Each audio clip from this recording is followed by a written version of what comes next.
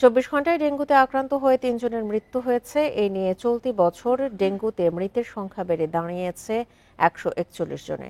একদিনে হাসপাতালে ভর্তি হয়েছেন আরও ৮২৯ জন। বৃহস্পতিবার সন্ধ্যায় স্বাস্থ্য অধিদপ্তরের নিয়মিত প্রতিবেদনে এই তথ্য জানানো হয়।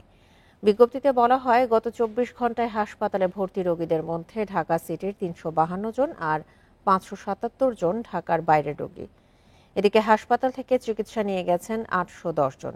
এবছর এখন পর্যন্ত ডেঙ্গু আক্রান্ত হয়ে হাসপাতালে চিকিৎসা নিয়েছেন ২৭,৩৮৪ জন। গত বছর দেশের ইতিহাসে ডেঙ্গুতে সর্বোচ্চ ৩,২১,১৭৯ জন রোগী আক্রান্ত হন। এর মধ্যে মৃত্যু হয় ১,৭০৫ জনের।